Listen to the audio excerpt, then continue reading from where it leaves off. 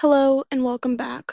Today I'm in a park, as you can see. Today I have a specific journal that I want to talk about. Ever since I started this, I wanted to talk about it on my channel because here I talk about a lot of journaling stuff, and I have for a while now. And I fall in and out of all of my hobbies. I tend to come back to them. And journaling for me is always there. I'm always journaling. It's just sometimes I'm like really intense about journaling and I journal a lot. And sometimes I'm more chill and just journal when I want to. Well, I always journal when I want to, but it's just like less frequently.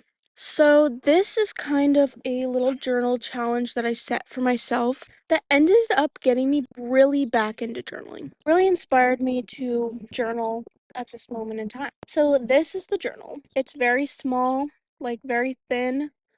There's not much to it. Typically I like a really chunky journal, so this was just a little, not even 30-day challenge, and that's what got me really in it right now. So this is a 31-day journal. It started out with none of this stuff on it, and I got it at a shop in Amsterdam.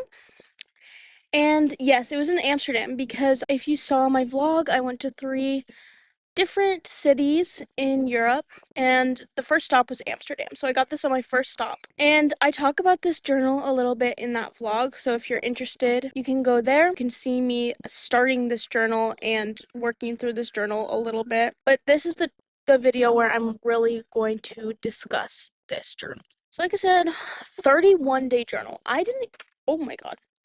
I didn't even use this entire journal. Also, I'd like to say I feel the need to say this. There was a little bow on this cover and it's gone, and I'm really sad about it and I need someone else to know. So anyway, back to discussing the journal. So it's a 31-day journal, but I didn't even fill out all the journal, and I never needed to. I really just wanted it to encapsulate my trip, which was about 3 weeks. So even though this is a 31-day journal, you can use it for any challenge that is 31 days or under. So I chose to use this journal for, I think, like 3 weeks. So it was not a full month, and I'm okay with that. It did the purpose I wanted it to do. So let's talk about the actual challenge of this journal. Yes, it's a smaller journal, but like what limitations did I put to make this a challenge? For the actual challenge, I didn't really bring any journal supplies on me with my trip. I brought 2 pens and 1 journal that was not this journal. And in Amsterdam, I found this journal. It came with 3 of these 31-day journals, and I saw a challenge for myself and I wanted to do it. So this challenge was, I had no stationery. I couldn't rely on that to do my journaling. I just had to use what I had and create a journal out of nothing. I love journaling so much. I've gotten so into the stationery aspect of it. Actually, I would say that's why I started journaling, is because I love stationery so much. And I knew I loved stationery. I wanted to find a purpose for all the notebooks I owned because I loved collecting notebooks and other stationery, but I had no reason. I had no reason to. I could never stick with a journal. So journaling for me was a reason to be able to use stationery. But that's not ultimately why I love journaling. I love journaling for so many other reasons, and I was able to kind of make this, it's like a junk journal, but I was able to use stationery in it. Just any stationery I got while I was on this trip I could use. So it kind of took away the distraction of stationery. Even though I love stationery, I'm gonna keep using stationery, don't worry. But this brought the focus back onto the journal itself, and also I had so much fun collecting trash for this journal. Let's talk about what I put in this journal. I haven't seen any of it yet, but I'm gonna get to that. Inside this journal is packaging and trash that I collected while I was traveling. And that makes for a really fun journal to look through because I can see like almost all the evidence of that trip rather than just decorative stuff. Like there's some purpose to it. It's like when people say to decorate your house with useful items. That's how I feel about putting trash in your journal. You're decorating your journal with things that document the time that you were writing or making this journal. I'm going to show a little bit of the inside now because I'm just sick of talking about it without showing anything. So first of all, we've got the cover and the back cover. They are all decked out in random bits and bobs that I found. And like I said, it had a bow. It was like a bright green bow that I had gotten from a packaging, but I just didn't attach it well enough, and that was my fault. As you can see, I did end up adding some stickers. These star and ladybug stickers. I found them at just like a cheapo place while I was traveling. Back to what I was saying. So there's just a few decorative stickers that I did purchase, but the rest are trash. Like, I got some barcodes here. This is trash. This is from like a falafel thing I had. I forgot what this was from, but it was also from something random.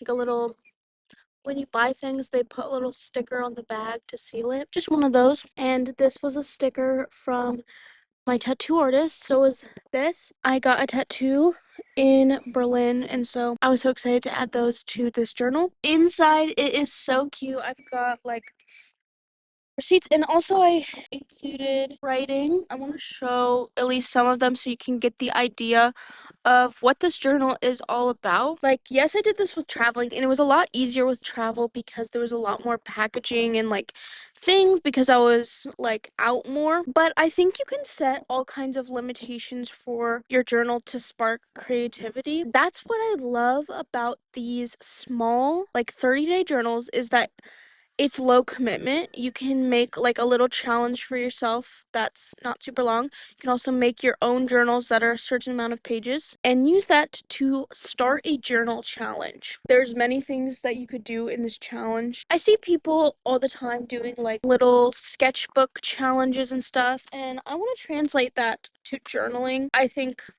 what made it easier for me was just having a smaller journal to limit and take away the pressure. I think that is the ultimate thing. It takes away the pressure.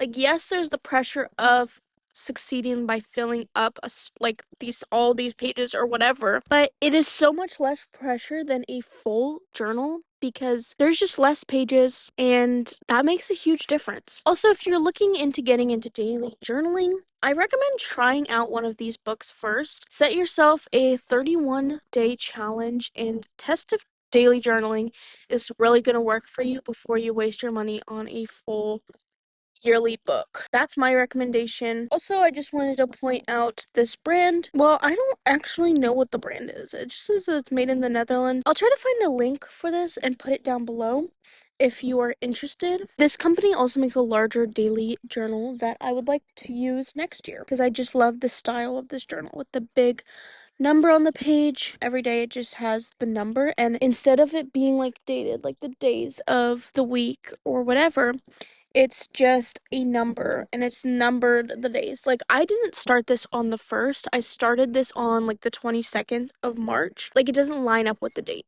And that doesn't need to matter is basically what I'm saying. I just feel really inspired by this journal because I also felt a level of freedom, and that's again with the low pressure. I didn't feel this need for it to be this great thing because it was so small. This isn't going to represent my whole year. There's no, like, if I don't like this, I don't even have to keep it, but I love it. I love how this turned out. Also, it was the only journal I was using, so I filled up like everything I got, every little packaging I put in here, and so it's dense with all this stuff. The pages are pretty full because that's where I was putting all my documentation of this trip, other than like a video. I get really distracted by using a bunch of different journals.